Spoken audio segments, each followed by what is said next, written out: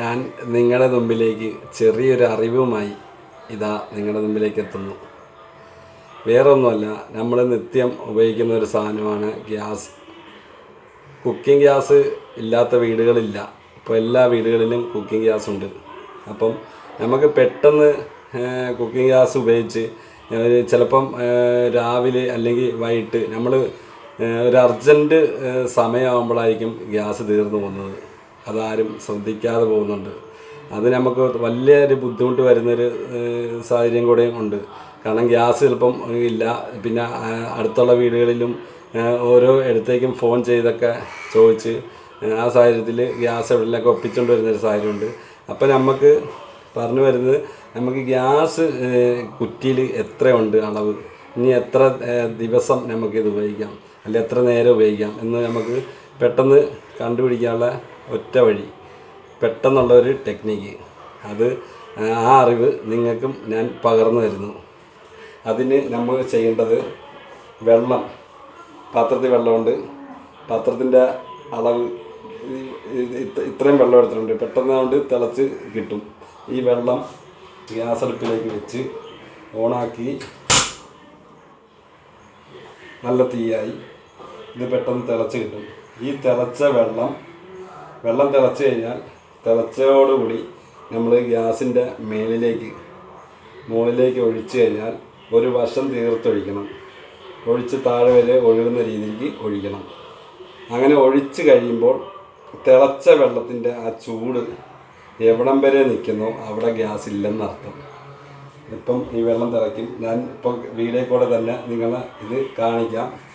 പെട്ടെന്ന് ഉണങ്ങി വരുന്നത് രംഗം നമുക്ക് കാണാൻ പറ്റും. വെള്ളം തിളയ്ക്കാൻ സമയമായി വന്നില്ല.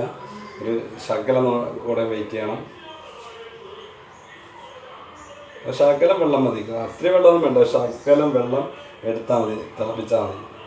നമുക്ക് എല്ലാവർക്കും വീടുകളിൽ നോക്കാവുന്ന ഒരു പെട്ടെന്ന് നമുക്ക് ഗ്യാസിൻ്റെ അളവ് അറിയാനുള്ള അതുപോലെ തന്നെ നമ്മൾ എവിടെയെങ്കിലും ഒരു ഗ്യാസ് കുറ്റി നമ്മൾ കൊണ്ടുവന്നാലും ഇത് ഫുൾ കുറ്റി ഉണ്ടോ, ഈ കുറ്റി ഉപയോഗിച്ചതാണോ, എത്ര അളവുണ്ടെന്നൊക്കെ നമുക്ക് പെട്ടെന്ന് അറിയാൻ പറ്റും.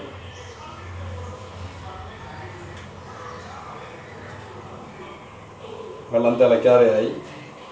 വെള്ളം തിളച്ച് നല്ല തിളയ്ക്കണം. തിളച്ചാലുള്ള ആ ചൂടോടെ ഒഴിച്ചാലുള്ളൂ നമുക്കറിയാൻ പറ്റുള്ളൂ. ഗ്യാസ് നിൽക്കുന്നിടത്ത് നല്ല തണുപ്പായിരിക്കും. ഗ്യാസ് ഇല്ലാത്തടത്ത് കുറ്റി നല്ല ചൂടായിട്ടിരിക്കും. പെട്ടെന്നറിയാൻ ഒരു മാർഗം.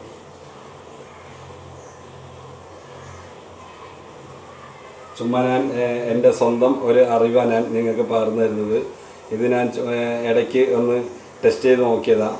കാരണം കുറ്റിയിലെ ഗ്യാസ് എങ്ങനെ അറിയാൻ പറ്റും, ഈ ഗ്യാസ് തീർന്നു കഴിഞ്ഞാൽ എങ്ങനെ ഈ ഗ്യാസ് നമുക്ക് കുറ്റിയിൽ എത്ര ഉണ്ടെന്ന് വേറൊരു വഴി ഞാൻ നോക്കിയിട്ട് കണ്ടിട്ടില്ല. അപ്പം ഞാൻ എൻ്റെ സ്വന്തം ബുദ്ധി വെച്ച് ഞാൻ ഇത് നോക്കിയതാണ്. വെള്ളം നല്ല വെച്ച് തിളച്ചു. ഞാൻ ഓഫ് ചെയ്ത് ഇപ്പം വെള്ളം ഒഴിക്കുകയാണ്.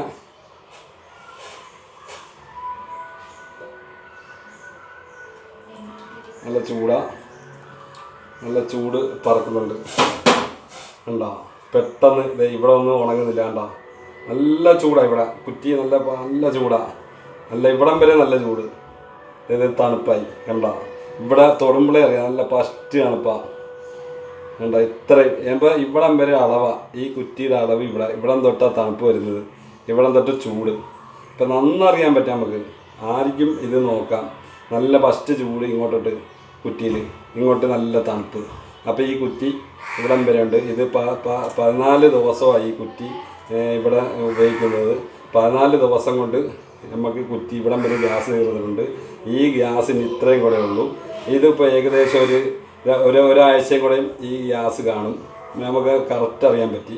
ഇത്രയും ഗ്യാസ് അളവുണ്ട്. ഇതൊരാഴ്ച ഇവിടെ യൂസ് ചെയ്യാം.